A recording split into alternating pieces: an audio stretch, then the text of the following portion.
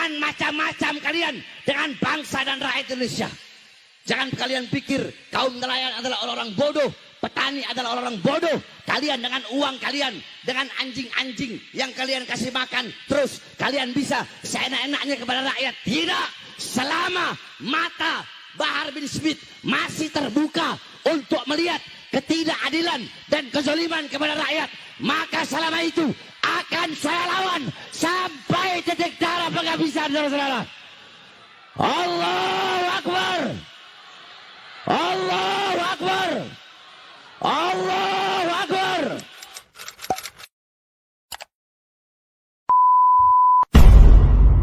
Ngomong Ibu Kodam sebagai orang bayang yang tidak ada sejarahnya, tidak ada sosoknya, ini disangka dibayar oleh Cina katanya. Ini Kiai Imad ini membatalkan nasab Balawi karena dibayar oleh Cina. Kata saya, urusannya apa Cina sama saya? Apa untungnya Cina itu sama batalnya nasab Balawi? Sekarang kan di Banten lagi ada proyeknya Pak Jokowi dulu. Proyek strategis nasional. Namanya PIK 2. Saya kan gak ngomong. Mau setuju, mau menerima, mau menolak, saya nggak ngomong.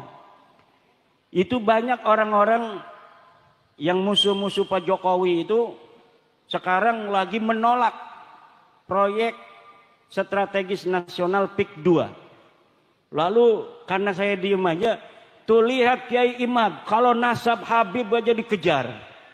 Tapi adanya penjajah Cina katanya. Di Tangerang, Banten dia diam saja.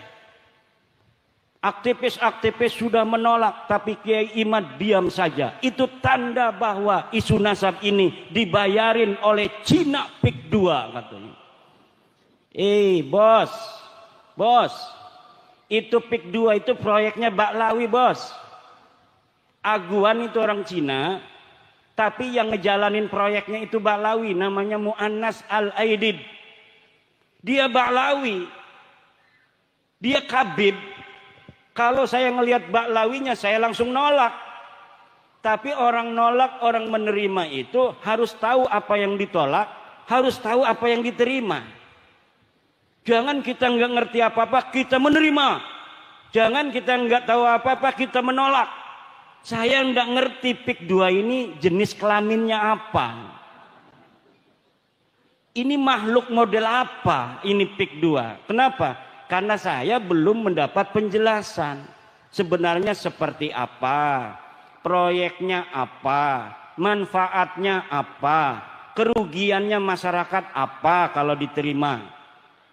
Nah, kalau sudah ada ilmu bi an ilmu bi PIK wa PSN, baru kita boleh mengatakan menerima, boleh mengatakan menolak.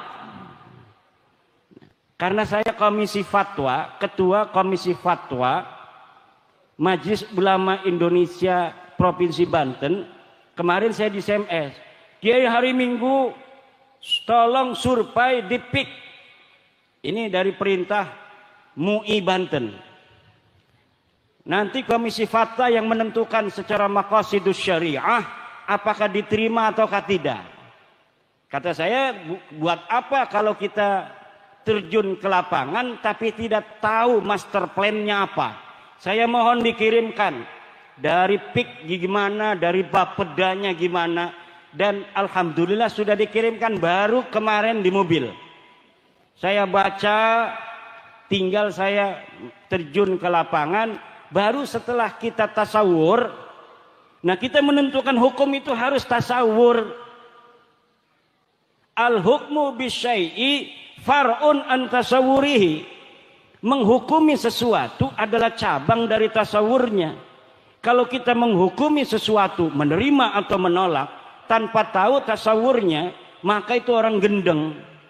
Tasawurnya dulu, tasdiknya dulu, lalu bagaimana manfaatnya, mudaratnya kita timbang secara maqasidus syariah, baru kita menentukan sikap. Tapi banyak orang yang kesusu, belum apa-apa menerima, belum apa-apa menolak. Lah harus ditimbang. Setiap proyek yang dijalankan oleh negara pasti tujuannya kesejahteraan rakyat, Bu. Kalaupun ada di bawah itu hal-hal yang tidak sesuai dengan aturan, itu teknis lapangan, harus diselesaikan secara lapangan. Nah, kalau misalnya harus menunggu secara konvensional, itu Banten Utara yang sekarang mau dibangun itu kalau ngandalin Pemda kabupaten, itu mungkin 100 tahun lagi baru bisa dibangun. Makanya ibu-ibu, kalau ada pembangunan dari pemerintah, terima dulu, nanti dilihat madarat manfaatnya, jangan nolak aja, nanti nggak maju-maju. Pak Camat mau bikin jalan, nih apa nih tujuan Pak Camat, kita tolak karena mungkin Pak Camat ini mau nyari untung. Jangan begitu, maslahatnya buat rakyat, maslahatnya buat masyarakat. Jadi sekali lagi, bahas nasab ini bukan karena sesuatu hal di lain kita. Ini adalah intern Nahdlatul Ulama. Karena yang masih percaya Habib putune Nabi ku ya cuma NU. Wong lian mau wis ora percaya Habib iku putune Nabi sing jaman bengen. Usut tuntas kasus pagar laut. Siapa yang menanam tuh pagar di situ, betul? Siapa yang nanamnya? Siapa yang ngirimnya? Siapa pemodalnya? Siapa pemiliknya? Perusahaan mana? Harus begitu. Tapi alhamdulillah saya lihat pemerintah sekarang langsung beraksi cepat, saudara-saudara. Betul? Bagus enggak? Bagus enggak? Ya kalau ada bagus kita bilang bagusnya, betul? Betul? Bagaimana kemarin saya lihat pidatonya Prabowo? Dia omelin tentara sama polisi itu. Ya, lihat enggak? Apa katanya itu? Pokoknya kalian ini harus melayani masyarakat, harus begini. Nah, itu bagus itu. Itu jiwa pemimpin itu, betul? Betul. Kalau pemimpin seperti itu, dukung nggak? Dukung nggak? Nyawa kasih nggak? Jiwa kasih nggak? Kita bakal kasih nyawa jiwa kita, ayo sama-sama. Asalkan seperti itu, betul? Pro kepada rakyat, berpihak kepada rakyat, betul-betul melayani rakyat, kerja untuk rakyat. Tapi Prabowo bagus, dia bilang, kalau kalian nggak mau kerja untuk rakyat, silahkan kalian keluar. Bagus nggak? Tegas nggak? Nah, jangan cuma begitu.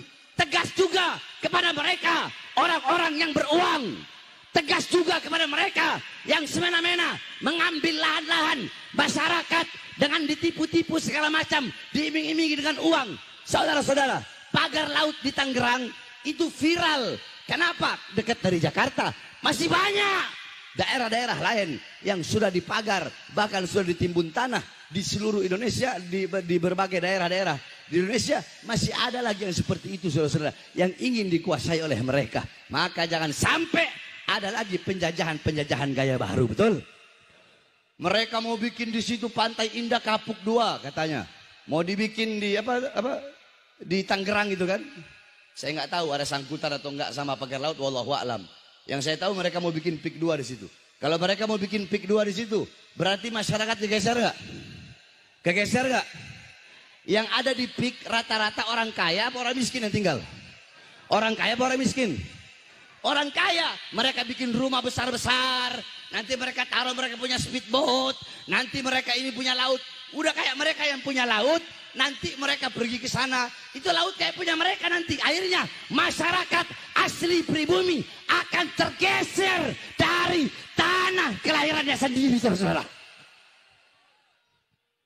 Tapi yang saya heran, ada aja ustadz kiai yang masih belain. Ada ustadz kiai yang masih belain. Udah gitu yang paling banyak belain begal nasab. Yang ada di belakang ini begal nasab. Woi goblok, kalian suka ngomong pribumi-pribumi, tapi kalian lihat dong, bukankah Tangerang masyarakat pribumi Indonesia? Kenapa kalian hianati rakyat? Ngomong pribumi tapi hianati rakyat, betul? Malah pro kepada PIK 2, betul? Malah pro keaguan. Gimana? Katanya Ustadz, Gus, Kiai, Habib, katanya belain umat, belain rakyat. Mana? Hah, orang-orang kayak begitu kumpul 1000 orang, saya makan sendiri, saudara. 1000 orang kayak mereka sini. Saya sendiri, saya hadapi. Kayak mereka, 1000. Asal jangan keroyok ya. Satu-satu. Paham? Jadi masyarakat sudah pintar. Gak bisa dibohong-bohongi. Betul? Betul? Makanya saya tanya, pemerintahan sekarang ini bagus nggak? Bagus nggak? Bagus nggak? Dukung nggak? Dukung nggak? Selama pemerintah Prabowo mengeluarkan kebijakan-kebijakan pro rakyat, memihak kepada rakyat, kami dukung 1000%, betul. Tapi kalau mengeluarkan kebijakan yang menyengsarakan rakyat, yang memiskinkan rakyat, yang memperbudak rakyat, yang bikin susah rakyat, maka akan kita lawan. Tidak akan berhenti sampai mati, tidak akan mundur walaupun harus hancur, saudara-saudara. Allahu Akbar. Indonesia merdeka. Merdeka. Merdeka. Allahu Akbar. Heran. Yang jadi jongos-jongosnya yaitu yang